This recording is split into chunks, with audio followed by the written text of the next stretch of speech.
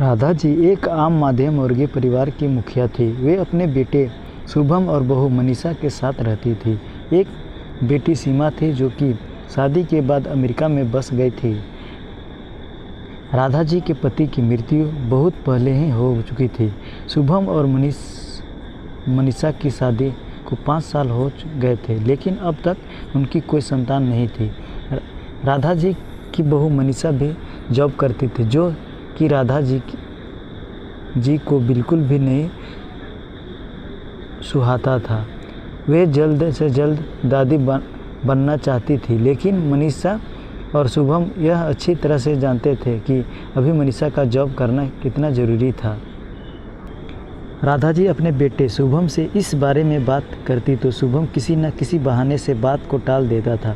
इसलिए वे मनीषा को ही परेशान करने के बहाने ढूंढती रहती थी ताकि वह अपनी जॉब छोड़ दे। और अभी कोरोना काल में तो मानो उनके मन की मुराद ही पूरी हो गई थी। हालांकि वे दिल की बुरी नहीं थी, लेकिन पोते की चाह में वे ना चाहते हुए भी ऐसा कर जाती थी। अपनी हम उम्र सहेलियों को दादी बनते देखकर उनका मन दुखी हो जाता था। उस दिन भी घर में ऐसा ही कुछ हुआ। ऑफिस में काम की वजह से मनीषा देर तक सोती रही और राधा जी को अच्छा खासा मौका मिल गया। ये क्या बहू, अभी तक सो रही हो? पता है सुबह के 10 बज गए हैं। शुभम भी बेचारा कब से उठकर ऑफिस के काम पर लग गया है और तुम हो कि अभी तक सोई पड़ी हो। चलो अब उठकर सबके लिए चाय नाश्ता बना लो। मुझसे कुछ हो नहीं पाता है, वरना मैं तो तुम्हारे भरोसे कभी ना रहती, खुद ही सब कर लेती। सास मांझी वह देर रात तक काम चलता रहा, इसलिए सुबह सुबह ही सो पाई थी, इसलिए समय का पता नहीं चला।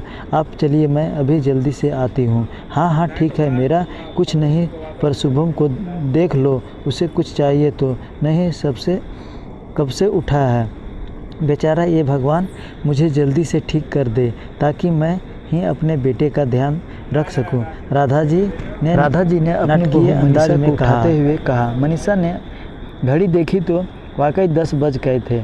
आज उसकी आँख कैसे नहीं खुली। वह जल्दी अपने काम निपटाकर हॉल में आई तो शुभम अपने लैपटॉप के साथ ऑफिस के काम कर रहा था। उसने किचन में जाकर चाय नाश्ता बनाया और फिर रात में बर्तन साफ़ किए और झाड़ू पोछा करके नहाने चली गई। दरअसल कोरोना वायरस की बढ़ती बीमारी की वजह से शहर में पूरी तरह लॉकडाउन किया गया था, इसलिए काम वाली बाई भी नहीं आ रही थी। मनीषा खुद एक इंटरनेशनल कंपनी में काम करती थी। उसका ऑफिस टाइम निश्चित नहीं होता था। अधिकतर उसे रात में देर तक काम करना होता था। कल भी उसका काम देर तक चलता रहा, इसलिए वह देर तक सोती रही। मनीषा नहाकर आई तो देखा कि उसकी सास अपने कमरे में अपनी सहेली से फ़ोन पर बात कर रही थी। बातचीत में अपना नाम सुनकर मनीषा सास की बात सुनने लगी। अरे शारदा, तुम भी अपनी बहू को ज़्यादा सर पर मत बैठाओ। बहू को ज़्यादा उड़ने दोगी तो कल को अपनी नौकरी के चक्कर में वह तुम्हें भी घर की नौकरानी बनाकर छोड़ेगी। मैं तो भाई शुरू से ही मनीषा के नौकरी करने के खिलाफ थी। अब करे नौकरी शौक से, पर साथ साथ घर के काम भी करे। मैं तो बदन दर्द का बहाना बनाकर बैठ जाती हूँ। नहीं तो सारे काम का बोझ मेरे सिर पर आ गिराता। मैं कोई मुफ्त की नौकरानी थोड़ी हूँ। मैं तो कहती हूँ तुम भी यही किया करो। सास की बात सुनकर मनीषा की आंखों में आंसू आ गए। वह जिस सास को बीमार समझकर उनकी दिन रात सेवा करती है, उन्हें एक गिलास तक उठाने नहीं देती है। सारा दिन घर का और रात को ऑफिस का काम करके थकान से चूर होकर भी उफ तक नहीं करती।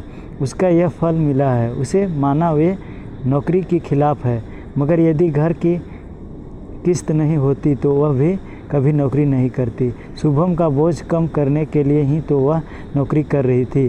खैर, अभी भी मुश्किल समय में वह सास से किसी भी बात पर बहस नहीं करना चाहती थी जिससे घर का माहौल खराब हो, इसलिए वह उनकी बात को नज़रअंदाज करके वहाँ से चली गई। लेकिन उसकी नज़रों में राधा जी की इज्जत ज़रूर कम हो गई थी। दूसरे दिन सुबह सुबह राधा जी की बेटी सीमा का अमेरिका से फ़ोन आ गया। सीमा की सास उसके पास अमेरिका आई हुई थी। आदत के अनुसार राधा जी ने जैसे ही सीमा के सास की बुराई करनी चाहिए वैसे ही सीमा ने उन्हें झपट दिया। माँ, आप बिल्कुल भी मांझी के बारे में अनाप शनाप नहीं बोलेगी। पता है आपके चक्कर में आकर मैंने उनके साथ कितना बुरा व्यवहार किया था, लेकिन आज मुझे उनकी कीमत पता चल गई है। तुम तो उनके यहाँ पर आने के कितने खिलाफ थी, मगर आज अगर वे यहाँ नहीं होती ना माँ, तो ना जाने हमारा क्या हाल होता। तुम्हें तो पता ही है कि मेरा नौकरी करना कितना ज़रूरी है। कोरोना ने यहाँ भी ऐसा कहर ढाया है कि घर से ही सब कुछ करना पड़ रहा है। कीटू का बीबी केयर सेंटर भी बंद है। मैं और राजेश फुल टाइम बिजी रहते हैं। ऐसे में मांझी ने अकेले ही कीटू के साथ साथ पूरे घर का सारा काम संभाला हुआ है। मुझे कुछ भी नहीं करने देती है। अगर वे नहीं होती तो माँ, हमारा क्या होता, यह सोचकर ही रोंगटे खड़े हो जाते हैं।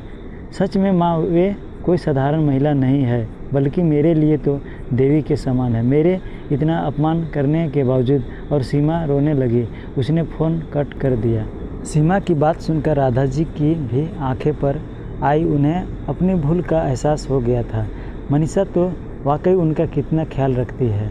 उनकी कड़वी से कड़वी बात का भी बुरा नहीं मानती है, उल्टे जवाब भी नहीं देती है।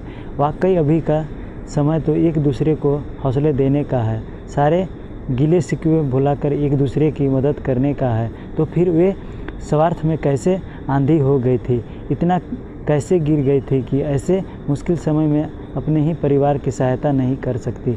उन्होंने उसी समय मनीषा को बुलाकर उसके सिर पर प्यार से हाथ फेरते हुए कहा, मनीषा, आज से घर के कामों की आधी जिम्मेदारी मेरी रहेगी। मैंने आज तक तुम्हें जो भी कहा है किया, उसके लिए सॉरी। चलो अब तुम जाकर आराम करो, खाना मैं बना लूँगी।